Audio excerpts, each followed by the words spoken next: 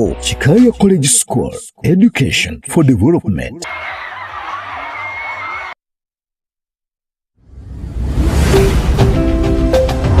This is BTM. We transform.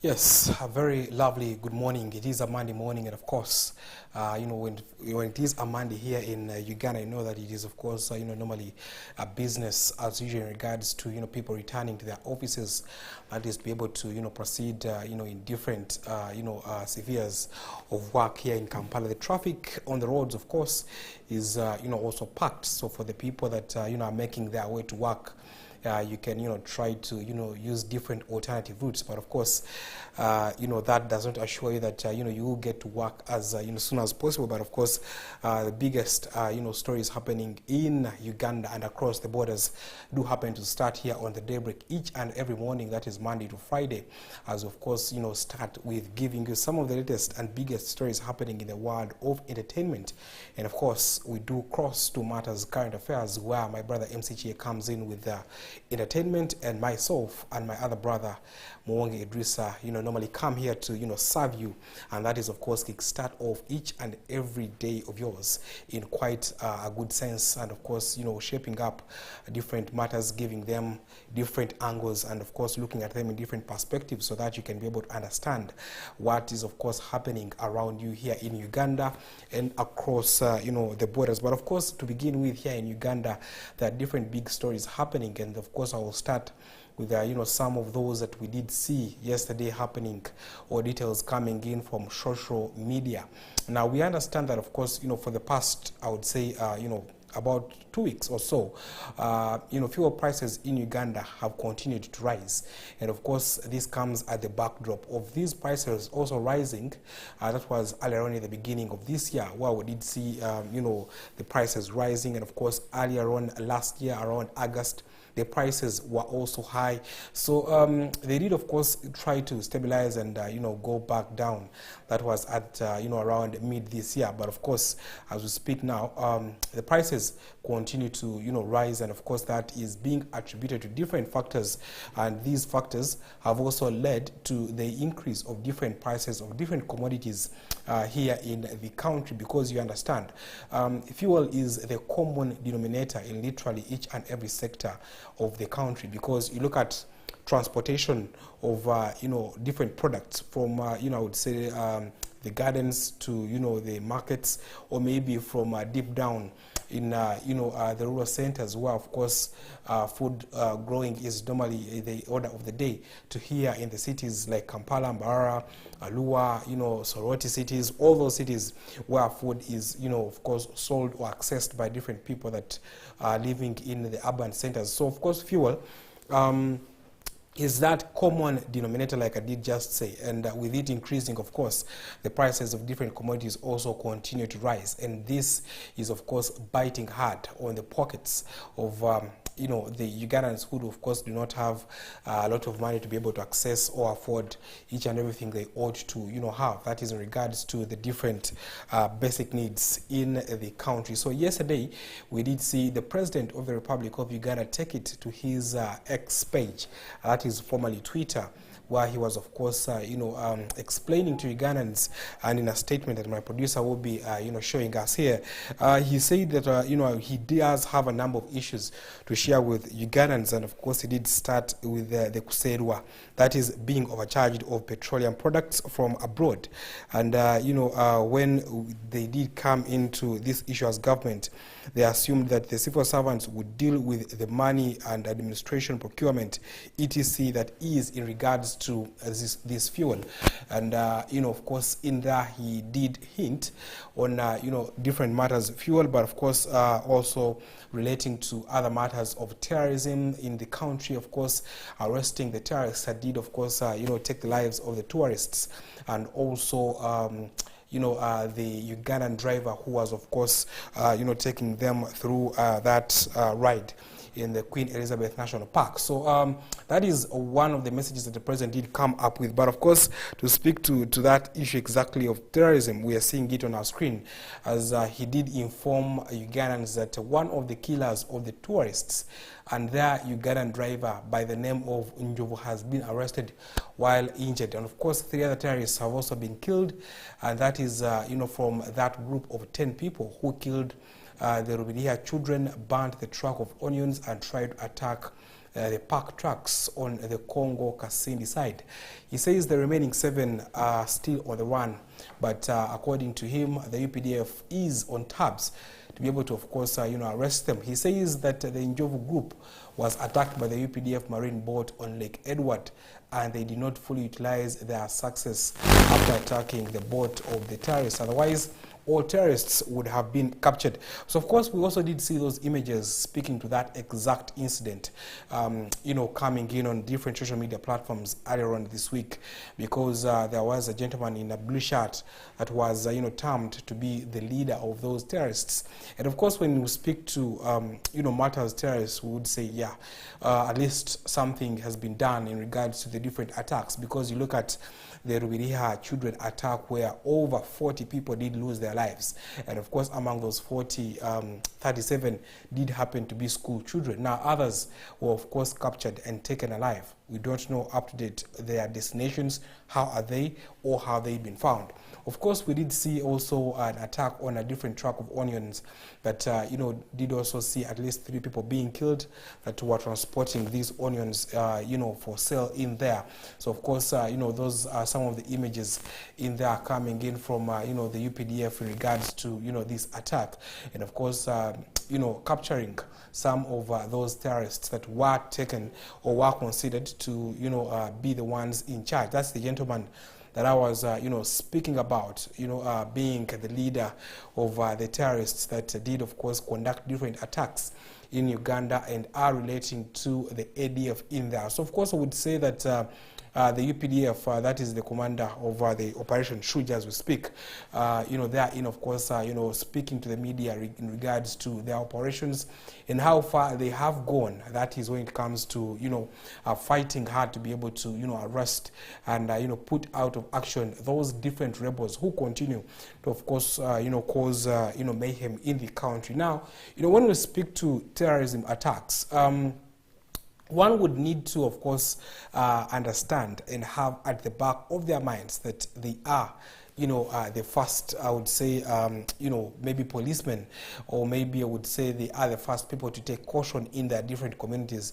When you look at someone and, of course, you don't know them, or maybe you don't recognize them to have been part of society for quite some time, then that should be raising alarms. And, of course, we've seen, these different terrorists that are affiliated to the ADF, come into different communities, that is here in the urban centers, more so here in Kampala, because I can tell you literally each and every week police does arrest or put out of action a terrorist that is, of course, in possession of different explosives, which could, of course, cause danger in, the public if at all these people are not apprehended. So, of course, we know that, the president did announce that those terrorists were arrested. And, of course, he also did mention that there was an arrest of, the murder suspects in the case of the late, that is Joan Kagezi, the government prosecutor, who did, of course, lose her life earlier on in 2015. We know that Kagezi was, of course, put out of action rather when she was, getting home and, while buying groceries in there for her family. So she was killed by the terrorists. And according to, the president on his Twitter page, the suspects were arrested. That is in relation to, the death of the late Joan Kagezi in there. So kudos to, you know, the CID, and of course we know that the Jenna Kulo, I don't know who was still leading CID, she did come out and you know, inform us that there had been no arrests in regards to the suspects that were in charge of you know, that murder, that did carry out that murder. But of course the president did announce yesterday, and yes, it might have been 8 years, you know, for the government or for the security operatives to come in and of course, you know, capture or apprehend the suspects. But one thing that we are sure of is that justice will be served in there for the late government prosecutor Joan Kagezi, because I can tell you the work she was you know, doing here in Uganda was quite commendable. You know, her contribution to the justice system in Uganda is one of the things that we cannot overlook. So of course, with the president mentioning in there that you know, the suspects were apprehended is quite one thing that I would say is you know, a good job. So that is those are some of the 2 points that the president did mention in his speech. That is on the X page, formerly Twitter. But of course, to the main point that we were speaking about, or the matter of the fuel prices rising, the president did of course, you know, go on to say that according to, you know, his statistics and what he does know, Uganda, that is, you know, for quite some time now, does import at least 2.5 billion, that is liters of oil, and that is annually. And this is of course at a cost of at least US dollars 2 billion. Of course, this is quite a huge amount of money, 2 billion US dollars in regards to the purchase of 2.5 billion liters of fuel. Now, the president says that, you know, controlling the matter of fuel prices rising in Uganda is one of the things that some people in the government are taking advantage of, and these are trying to, you know, of course, steal or even extort money from Ugandans by hiking these different prices. In there, of course, according to the president, he says that, you know, a few years ago, he got to know about this information through whistleblowers, you know, and handed the matter to the minister, that is Kitutu, to handle about a year ago. And according to him, the matter was not handled. When studied the issue, he discovered that Uganda was losing a lot, you know, through the middlemen. According to the president, of course, he says the middlemen continue to exploit Ugandans when it comes to fuel prices.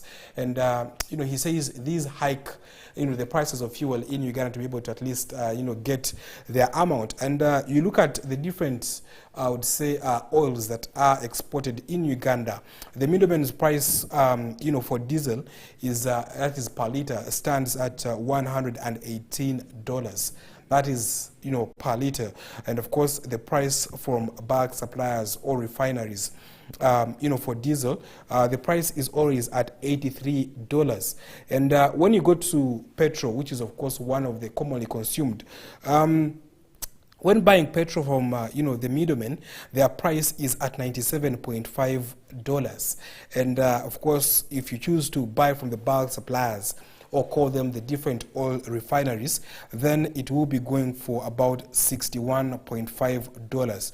That is, you know, buying from, you know, the bulk suppliers. And of course, kerosene goes to about, you know, $114 from the middlemen, as the bulk suppliers sell it at $79. So you can of course see the difference in there. So of course, while speaking to this you know, issue of oil and petroleum, of course, you know, being supplied in the country at high prices, the president did also bring in that other issue of the AGOA, which is what you're seeing on your screen, as he was of course calling Ugandans not to be worried about Uganda being scrapped off the AGOA list. Now, we did of course discuss matters AGOA, which is the African Growth and Opportunity Act, which was of course put in place between African countries and the United States of America to be able to allow these different African countries to export you know, their products in the United States without any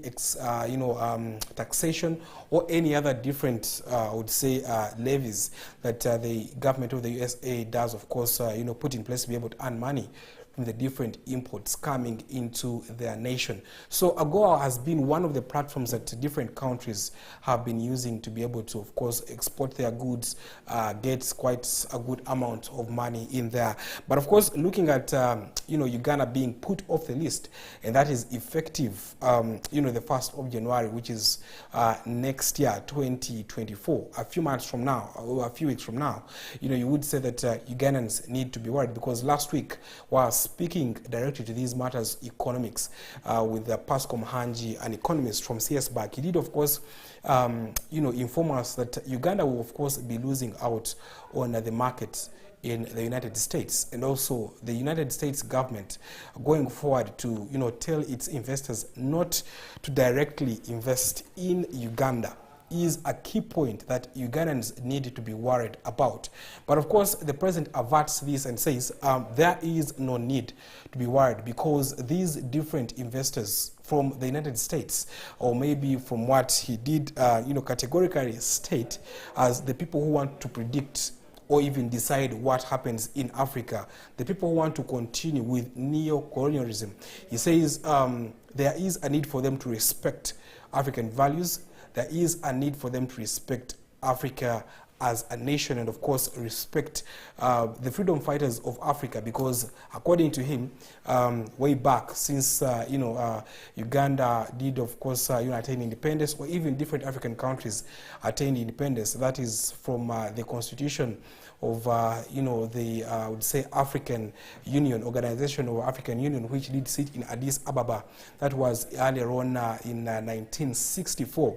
And we know that by then at least 36 African nations had attained their independence. So ever since then, up until 1994, when African countries did all attain independence, it seems, according to him, that the people that did colonize Africa have forgotten on how to respect African countries as sovereign nations. So he says that, there is a continued, relation between the Arab nations and the United States and other nations in Europe. And these do also expose the different, I would say, laws that Uganda has passed, which are, of course, leading to Uganda being scrapped off the AGOA list.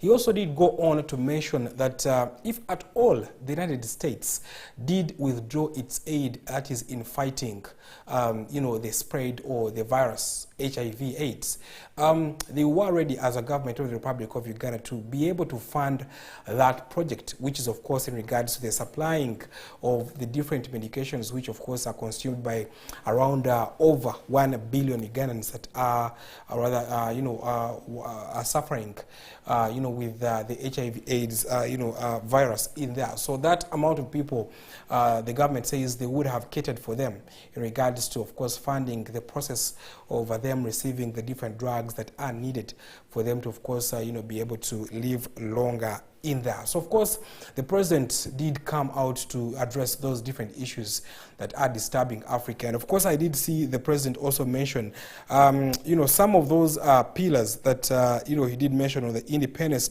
I beg your pardon, that, he did mention earlier on, I would say, the Independence Day. And of course, to beg your pardon, Uganda does have at least 1.4 million people who are on the HIV drugs, not over 1 billion that I did just earlier on inform you. But of course, looking at matters of the president in regards to mentioning the different, I would say, by standards that Ugandans need to go by, he did also mention that on the Independence Day, he did put out different issues, and according to him, he says that one of them being patriotism, and of course, Ugandans being engaged and involved in seeing to it that their nation does grow. He also did mention economic steadfast growing as one of the key issues that Ugandans need to also look at and be able to front how they can be able to grow their nation economically. So according to the president, with all these 7 killer points that he did speak of, if at all they are put in place or even emphasized on, and of course more efforts put in realizing them, then Africa, Uganda as a nation should not be suffering, the effects of the World Bank withdrawing, the United States saying that they are dropping Uganda off the AGOA list. All these should not be a worry and a bother to Ugandans, if at all they can follow his message and of course try to put in place all the different factors that he has continued to mention to us and of course bring to the attention of different Ugandans in there. But of course, according to the president, that is, some of the biggest issues that are affecting Ugandans, and he did address them. And according to him, he hopes that we will be moving forward as a nation. So, of course, you can, of course, engage us on our different social media platforms and, give us your feedback in regards to what you make of the president's resolutions of the different ideas or different problems affecting Uganda, more so the fuel crisis in Uganda, which seems not to be stopping because it continues to bite and of course rise day by day. I can tell you, I did move around today morning before I did come in studio, and looking at the fuel prices at the pump stations, yes, petrol is going for about I would say 5,700. In some areas it does go up to 5,800. That is Uganda shillings. So of course you can see it is almost rising to 6,000. I know that earlier on last year, that was around August, the fuel prices almost reached 10,000. In some parts of the country, they were at 10,000 Uganda shillings. Are we going to be seeing the same thing happening or not? The president says he has contacted the president of the Republic of Kenya, that is William Ruto, in regards to how they can put in place different interventions. He mentioned that discussions are also ongoing with the president of Tanzania, and that is Her Excellency Samia Suluhu, in regards to how they can be able to provide fuel imports coming in from that area, that is Dar es Salaam and also Mombasa, to Kampala, to be able to of course stabilize the fuel prices. Of course, we did see that earlier on, the Minister of Energy, Ruth Nakabirwa, last week in Parliament, while suggesting one of the bills in regards to oil and how it will be supplied by UNOC, she also did mention that Ugandans need not to worry, as of course by 2025 Uganda will be producing its own oil. So of course we hope that does not come in with different disappointments in regards to that happening. But of course that is what the president did mention, and of course we expect this to continue shaping up matters of current affairs this week. We'll be looking into these different prices of fuel and of course compiling a report for you in our subsequent news bulletins in regards to the different interventions, how they will be working and what needs to be done. Because I can tell you, as we did start this show today, I did mention that fuel is literally the common denominator of each and every I would say sector in the country. Drives literally each and every sector, with transportation being very, very key. So of course we just take a brief short break and we'll return in just a bit.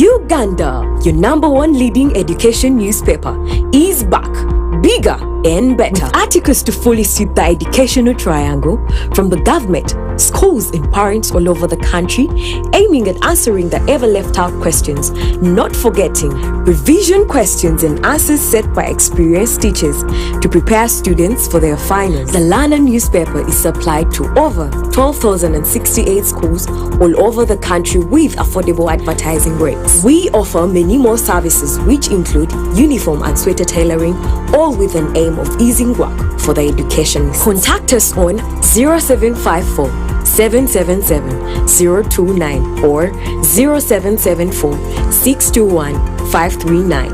Email us on info@lananews.com or visit our website at www.lananews.com. You can also visit our offices at City Center Complex, Room J15, 4th floor, along Loom Street. The Lana, prioritizing education.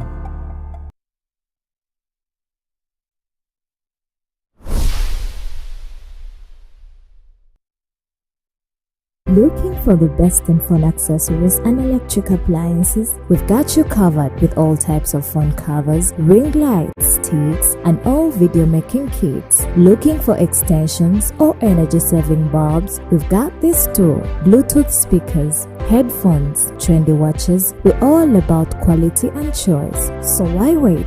Visit us today at Lena Gadget Store in Kabalagala, opposite the Embassy Plaza. Contact us on 0780-764218 or 0707-605003.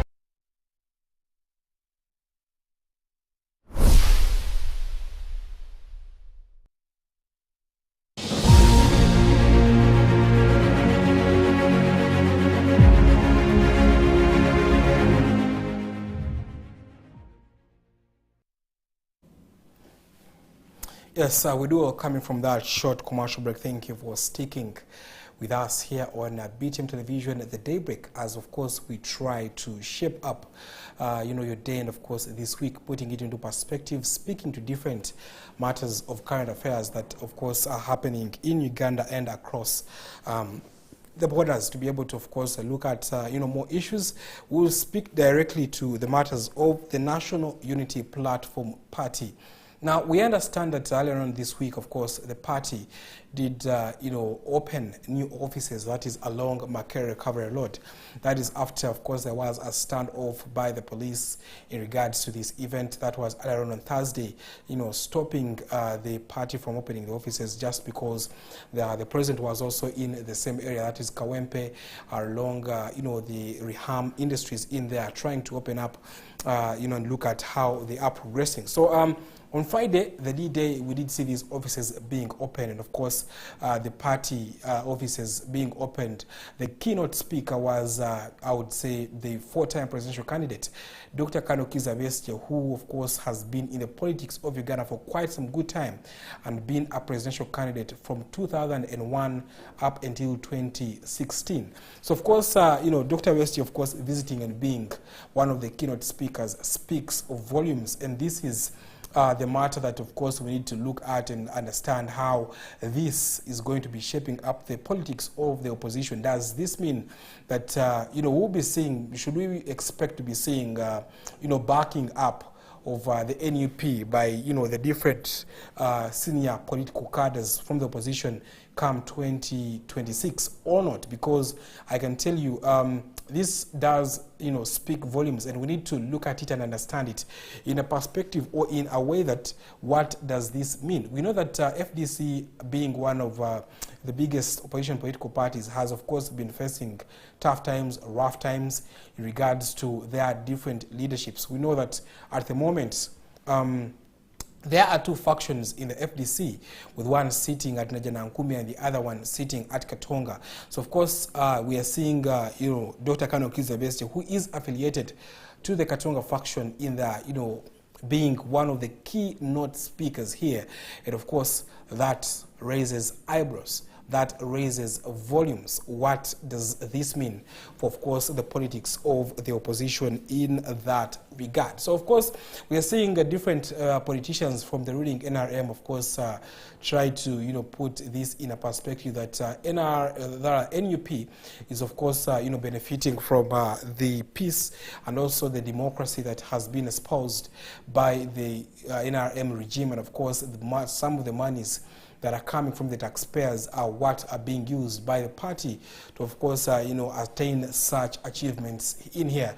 But, of course, I can tell you what this means for the NUP is that it tries to, I would say, lay a background or even lay a ground on which NUP should stand, because this has been, named as a party that is here for a short time. But, of course, with, such achievements, I can tell you, yes, this is one of the marks that we need to recognize as a nation and know that, what this means for the party is that, yes, they may be here to, stay for quite some good time. And, of course, this could also, mean that, their politics of the opposition have also, been infiltrated by another, influence of the NUP. Now, for the people, according to, of course, the party president, that is Robert Kyagulanyi, who did say that NUP is, a party that is based here in Kampala, based in the central region of the Republic of Uganda, and of course relating to them being a movement,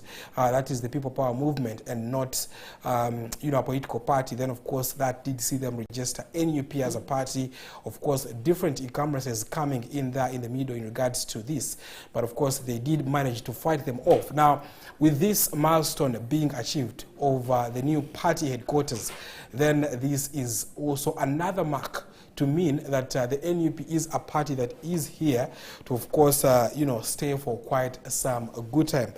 My producer, if you could give me that clip so that we can take a look at it and, of course, be able to remember and know what did happen on, Friday, as the NUP did, of course, open the party offices.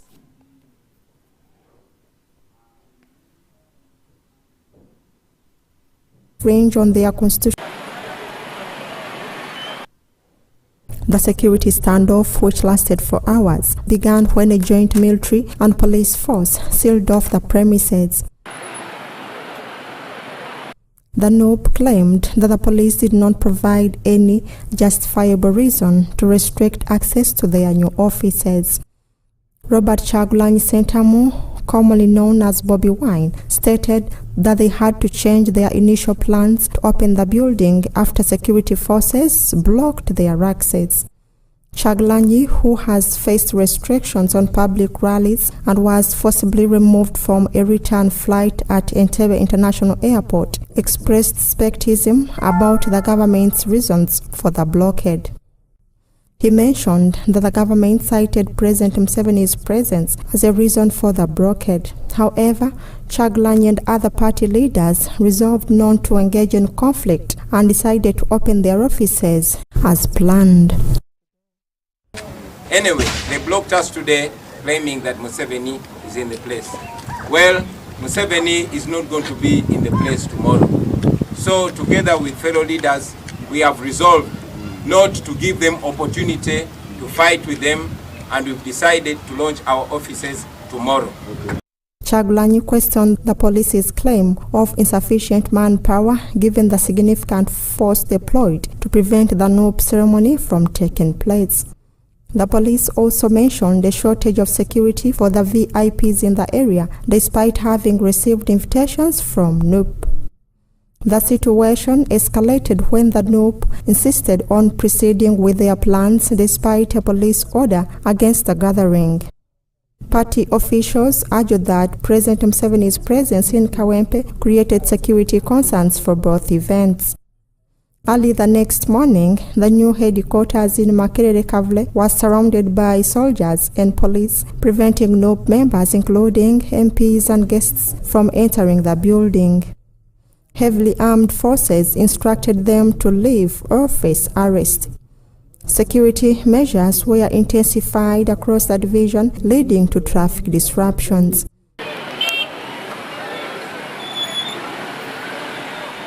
The Kampala Metropolitan Police spokesperson SSP Patrick Onyango cited intelligence reports indicating that NUP members might defy their orders, anticipating public disorder.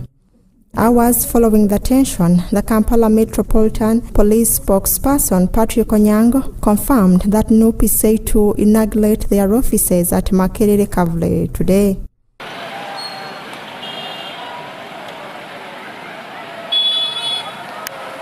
According to Onyango, this after a joint security team and leaders of the National Unity Platform harmonized and agreed that the opening of NUP offices should go on.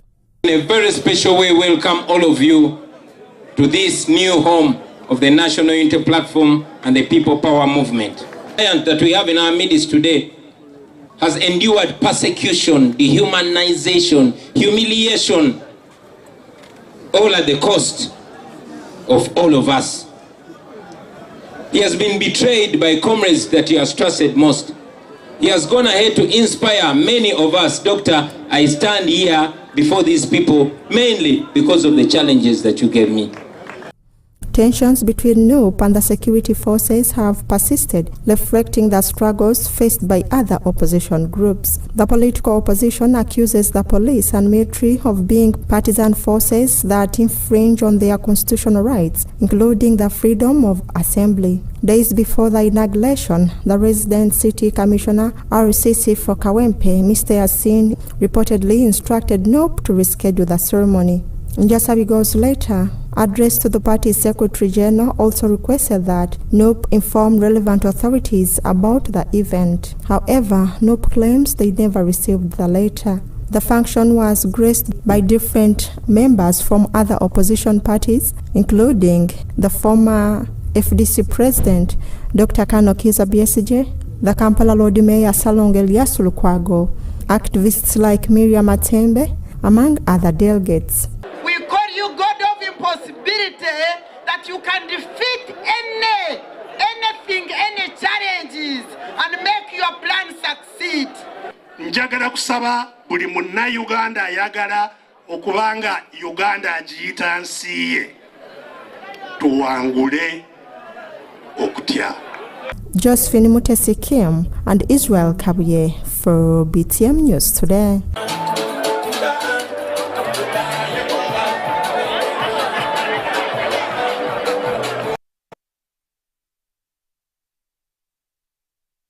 Is the message that did come in there from veteran politician, that is Dr. Miriam Matembe and also Dr. Kano Kiza Besigye. Now, I choose to believe that that gives you what I was trying to put into perspective. These are being some of the key opposition figures. And of course, at this point in time, I would say being the custodians of the opposition in relation to them working with the National Unity Platform Party, should we expect a united opposition come 2026? But of course, we have parties like the UPC who are already, of course, conducting nationwide campaigns to be able to try to front their agenda ahead of the elections, as we did see Jimmy Akena in the northern part of Uganda trying to display that message, while he was also, inquisitive in regards to the matters of the Marine UPDF soldiers who continue to, of course, disturb the people of northern Uganda who are, of course, living on their fishing careers in there. But of course, enough of the National Unity Platform, enough of opposition politics. We'll be seeing come 2026 if that will be calling for a coalition between opposition parties.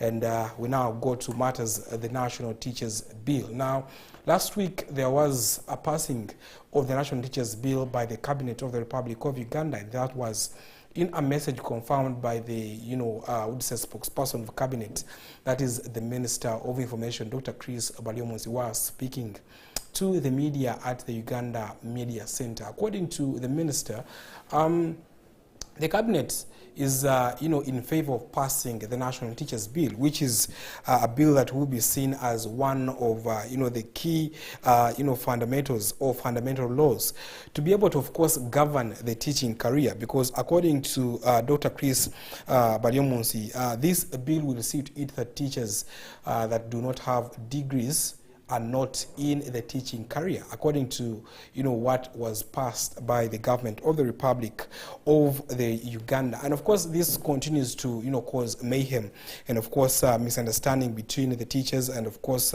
what this could mean for the teaching careers of different teachers, because most of them do not have these degrees. And I can also ask this question: does the fact that one has a degree mean that they will be teaching what is authentic? Because to me, I would say the skills and of course the ability to have the knowledge to impact on those students is what should be followed. So of course we also have an issue of different salary discrepancies.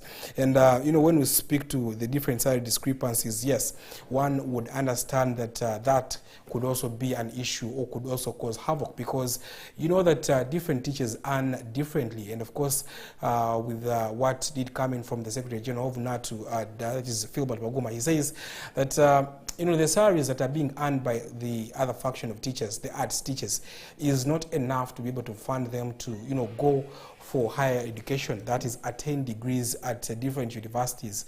And, how are they going to be getting these degrees, even when they cannot afford them?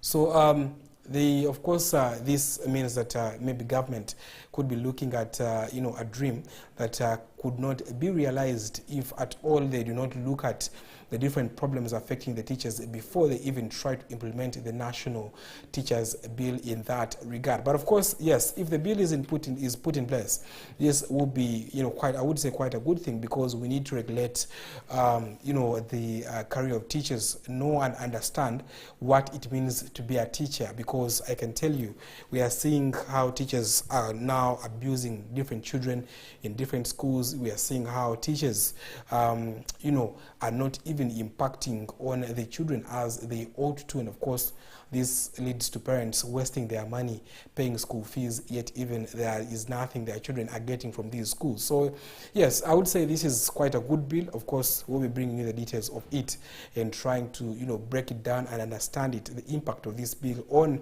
the education sector in Uganda. Is it for the good or for the bad? What needs to be done before this bill can be implemented? What do we need to look at in the implementation of this bill? Do we have the preparedness or what it takes to be able to see this bill being implemented?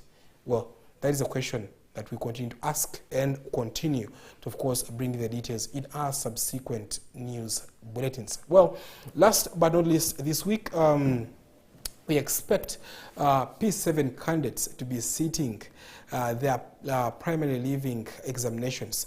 And of course, we know that that is commonly known as PLE, as this will be sat, it is on, on Wednesday and Thursday this week. So of course, that is one of the milestones we expect to be happening this week. It is one of the activities we know will be happening this week. So of course, as the Daybreak and as BTM Television, we wish success to those P7 candidates that will be sitting their examinations this week. And of course, hopefully you can be able to, pass and answer them as they ought to be answered. And of course, our hearts go out to those pupils that are deep down in, I would say, upcountry districts that, we find that about one student will be sitting for examinations in a district. Of course, 13 will be sitting for examinations in a district. And this sends a message to, the nation. There is a need for the government to see how their UPE program is being rolled out in those different parts of the country, more so the far to reach areas. Because what is the impact, or what is the essence of having this program, but of course the program not impacting on the lives of the young generation? Looking at this, there is a need, and a need that is great for emphasis to be put on this. My name is Bruce Mugabe, and this is The Daybreak. I can say that I do appreciate the team that is behind this show, that is each and every morning in the control room. But of course, we'll be stopping here for today, and of course coming back tomorrow with another, of course, important episode of The Daybreak, looking at what will have happened today, and of course trying to have a topical discussion, shaping up different affairs that are happening in the country, more so politics, because that is a perspective that we need to understand. Human rights are also being an issue in the country at the moment. AGOA was suspended, or Uganda was suspended from the AGOA list for failure to respect some of these human rights. So that is what we could be probably speaking about tomorrow. But for now, have yourselves a blessed day.